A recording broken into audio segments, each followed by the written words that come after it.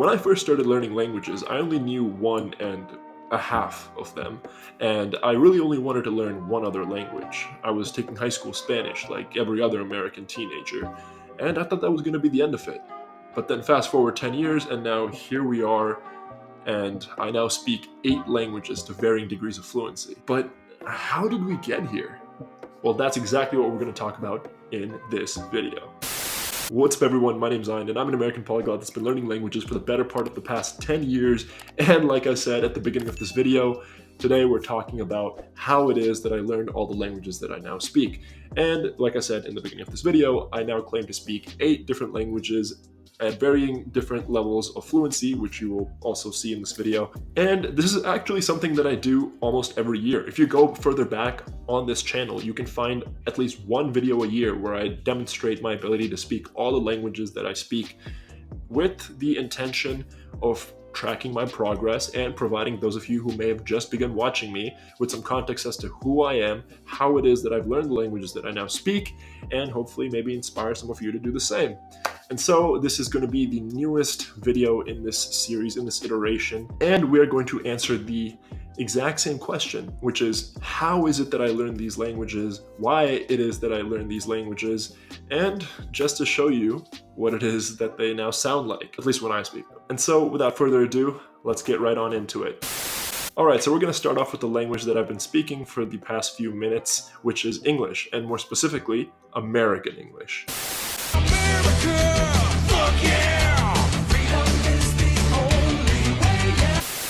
English is my primary language and my best language. It's the language that I grew up speaking, and it's the language that I use most often. It is the language that I use every day, and it is the primary language that I use to make the videos on this channel. But something that a lot of people might not know is that I wasn't always fluent in English. I'm actually from India, and when I was young, I lived in India.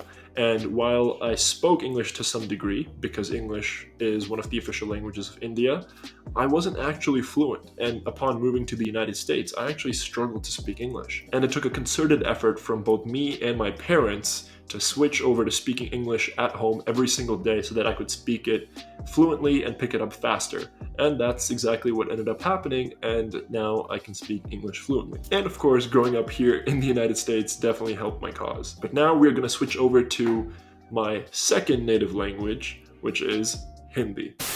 ठीक है, अभी हम थोड़ा हिंदी में बात करते हैं।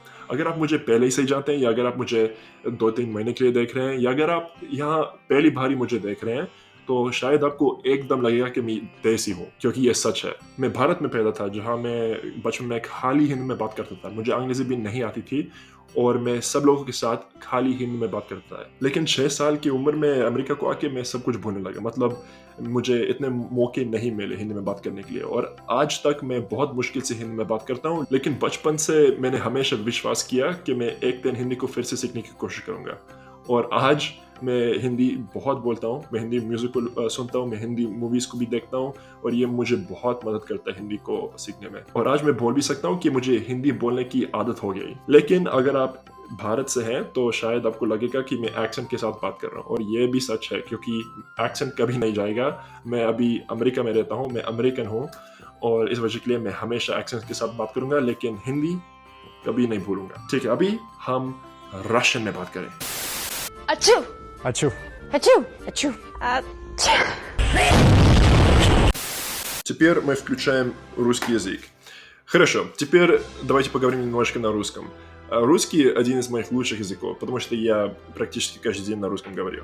Если вы это уже обо мне не знаете, то я также русский ютубер. То есть у меня есть второй канал, где я говорю исключительно на русском языке. И поэтому я уже привык к тому, чтобы говорить на русском, особенно перед камерой, вот так вот. Но, короче, я русский учу уже 8 лет. И зачем именно? Ну, это отличный вопрос. Я начал русский учить с целью стать астронавтом. И как так? Потому что, чтобы стать астронавтом в Америке, нужно знать русский язык. Практически в совершенстве. Конечно, я никогда не стал астронавтом, но все же знание русского языка у меня осталось, и я продолжаю говорить на русском языке. Но так как я живу здесь, в Соединенных Штатах Америки, поддерживать свои знания русского языка не так уж легко. И поэтому я регулярно практикую в Дискорде, в интернете с моими русскоговорящими друзьями по всему миру. И это, конечно, помогает, потому что в Америке, особенно здесь на юге, где живу я, русскоязычных мало. Но все равно русский является первым языком, который я изучал самостоятельно с помощью интернета и ютуба. Поэтому, если я смог это сделать, я верю тому, что вы тоже можете это сделать сами. И поэтому, если вы хотите выучить русский язык, то просто идите выучите его. Да нет, я шучу. Но если вы реально хотите знать, как я выучил этот язык и какими методами я пользовался, чтобы выучить его, то вы можете найти ресурсы и видео на эти темы на этом канале. Итак, это все. Теперь давайте поговорим на испанском языке. No, ningún afternoon y ningún hello. No, No, ninguno. Aquí tú hablas español. Aquí se habla español. But I don't... Aquí nosotros no... Vale, ahora tenemos que hablar en español. Bueno, me cuesta demasiado para cambiar el idioma mientras que he estado hablando en otros idiomas, pero de todos modos vamos a hacer esto. Yo soy completamente capaz de hablar en español al mismo tiempo que los otros idiomas. No, bueno, broma.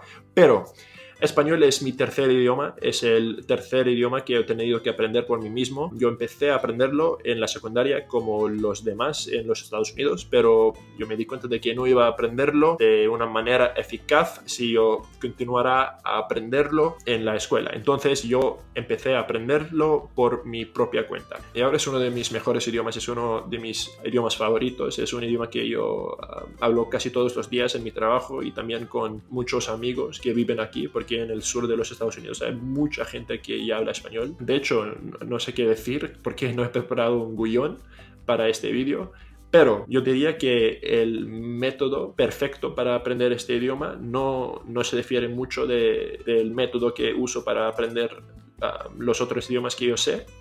Y si os interesa mi historia de cómo he aprendido español, os aconsejo mirar el resto de los vídeos que yo tengo en mi canal porque lo explico mejor allá. Pero con respecto al español, yo diría que el español es uno de los idiomas más fáciles de aprender para alguien como yo, que ya habla inglés, porque la gramática es muy parecida a la gramática en inglés. Y también no me cuesta mucho hablarlo y practicarlo porque, como ya he dicho, este país está petado de gente que habla español. Pero en otros países me imagino que es lo mismo que ruso para mí. Entonces, hablemos in italiano. Va bene, adesso parliamo in italiano. L'italiano è una delle mie lingue preferite.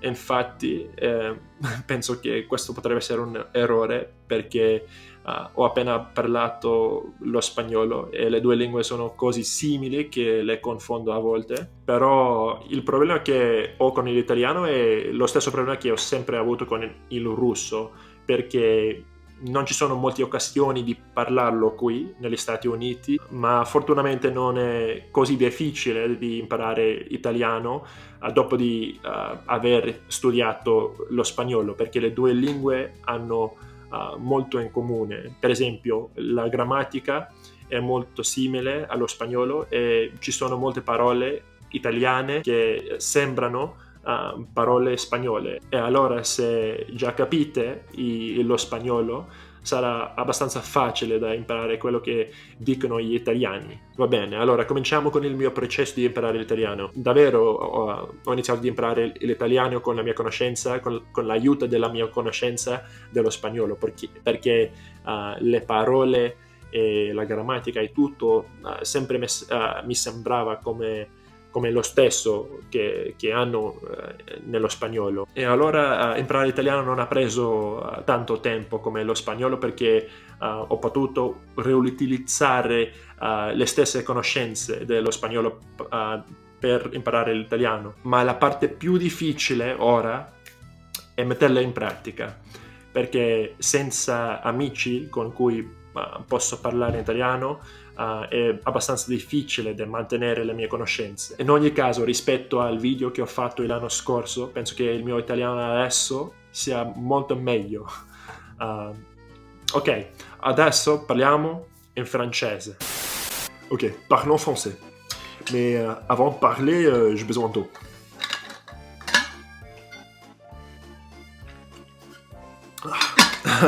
Merci. Alors, Maintenant, je vais parler français parce qu'il y a beaucoup de gens qui pensent que je suis pas capable de parler français, mais c'est pas le cas.